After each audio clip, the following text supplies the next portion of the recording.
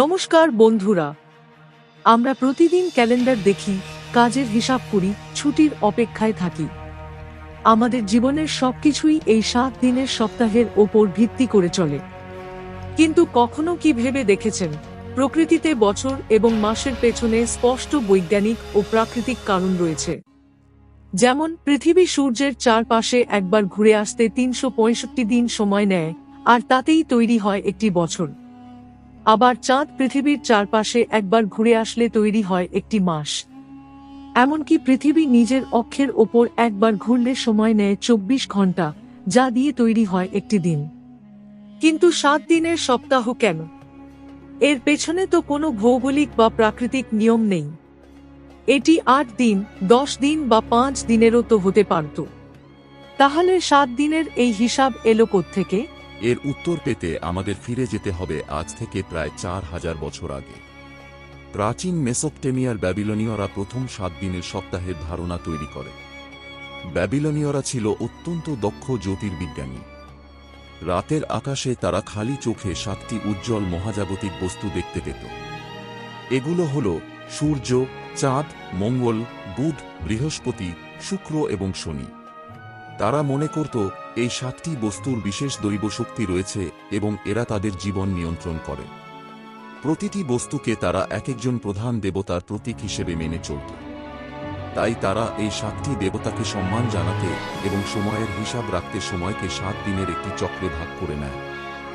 এছাড়া চাঁদের সম্পূর্ণ দশা অর্থাৎ নয়া চাঁদ থেকে পূর্ণিমা হতে প্রায় 29.5 দিন সময় লাগে।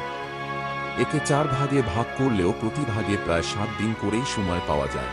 ব্যাবিলনীয়দের এই 7 দিনের সপ্তাহের ধারণা রেশম পথ ও বাণিজ্যের মাধ্যমে বিশ্বজুড়ে ছড়িয়ে পড়তে শুরু করে। প্রথমে এটি প্রাচীন গ্রিসে এবং পরবর্তীতে রোমান সাম্রাজ্যে প্রবেশ করে। 321 খ্রিস্টাব্দে রোমান সম্রাট কনস্টান্টাইন আনুষ্ঠানিকভাবে 7 দিনের সপ্তাহকে রোমান সাম্রাজ্যের সরকারি ক্যালেন্ডারের অংশ হিসেবে স্বীকৃতি দেন এবং প্রথম দিনটিকে ছুটির দিন ঘোষণা করেন। তারা তাদের দেবদেবীর নামে দিনগুলোর নামকরণ করেছিল। সানডে, সানডে, সানসডে অর্থাৎ সূর্য দেবতার দিন। মানডে, মানডে, মোনসডে অর্থাৎ চন্দ্রদেবীর দিন। টিউজডে, টিউজডে, ভাইকিং বা নর্স যুদ্ধ দেবতা থেওসডে থেকে এসেছে। ওয়েডনেসডে, ওয়েনেসডে, প্রধান ভাইকিং দেবতা ওয়েডেন্সডে বা অডেনের নাম থেকে এসেছে। থার্সডে, থার্সডে, ভাইকিংদের পাওয়ারফুল বজ্রের দেবতা থোর্সডে এর নাম থেকে এসেছে। ফ্রাইডে, ফ্রাইডে, সৌন্দর্য ও ভালোবাসার দেবী ফ্রাইডসডে থেকে এসেছে। স্যাটারডে, স্যাটারডে, রোমান শনি দেবতা স্যাটার্নসডে থেকে এসেছে। ঠিক একইভাবে প্রাচীন ভারতেও যখন জ্যোতির্বিজ্ঞানীরা এই 7টি গ্রহের হিসাব গ্রহণ করেন, তখন তারা নিজস্ব সংস্কৃত ভাষায় এই 7টি মহাজাগতিক বস্তুর নাম অনুসারেই বারের নাম রাখেন। রবি অর্থাৎ সূর্য থেকে রবিবার, সানডে। সোম অর্থাৎ চাঁদ থেকে সোমবার, মানডে। মঙ্গল গ্রহ থেকে মঙ্গলবার, টিউজডে। বুধ গ্রহ থেকে বুধবার, ওয়েডনেসডে। বৃহস্পতি গ্রহ থেকে বৃহস্পতিবার, থার্সডে। শুক্র গ্রহ থেকে শুক্রবার, ফ্রাইডে। এবং শনি গ্রহ থেকে শনিবার, স্যাটারডে। আমরা মনে করি 7 দিনের সপ্তাহ হয়তো চিরন্তন। কিন্তু ইতিহাসে দুটি মহাশক্তিমান রাষ্ট্র এটিকে পুরোপুরি বদলে ফেলার চেষ্টা করেছিল, কিন্তু চরমভাবে ব্যর্থ হয়। প্রথমত 1793 সালে ফরাসি বিপ্লবের পর ফ্রান্সের নতুন সরকার ধর্মীয় প্রভাব এবং পুরনো সব ব্যবস্থা মুছে ফেলার সিদ্ধান্ত নেয়। তারা ডেসিমাল ক্যালেন্ডার চালু করে, যেখানে 1 মাস সমান ছিল 30 দিন, আরেক সপ্তাহ সমান ছিল 10 দিন। মানুষ টানা 9 দিন কাজ করত এবং 10 নম্বর দিনে ছুটি পেত। এর ফলে সাধারণ মানুষ ও শ্রমিকরা প্রচণ্ড ক্লান্ত হয়ে পড়ে।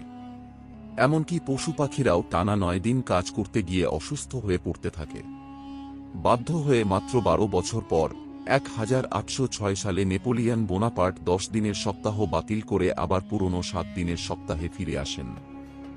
দ্বিতীয়ত 1929 সালে কমিউনিস্ট সোভিয়েত রাশিয়া কারখানার উৎপাদন বাড়াতে এবং ধর্মীয় ছুটির দিন বন্ধ করতে 5 দিনের সপ্তাহ চালু করেছিল, যেখানে 4 দিন কাজ ও 1 দিন ছুটি রাখা হয়। কিন্তু সমস্যা দাঁড়ায়, পরিবারের মানুষের ছুটি আলাদা দিনে পড়ে যেত, কারো ছুটি সোমবারে তো কারো বুধবারে। ফলে সামাজিক জীবন ধ্বংসের মুখে পড়ে। পরবর্তীতে তারা 6 দিনের সপ্তাহ করে এবং শেষ পর্যন্ত 1940 সালে বাধ্য হয়ে আবার 7 দিনের স্বাভাবিক সপ্তাহে ফিরে আসে। বিজ্ঞানীরা পরীক্ষা করে দেখেছেন মানুষের শরীর ও মন দীর্ঘকাল ধরে এই 7 দিনের চক্রের সাথেই মানিয়ে নিয়েছে, যাকে বিজ্ঞানের ভাষায় বলা হয় ইনফ্রাডিয়ান রিদম। চাপ, কাজের ক্লান্তি ও বিশ্রামের সামঞ্জস্যের জন্য 7 দিনের চক্রটি মানব মনস্তত্ত্বের জন্য সবচেয়ে উপযোগী।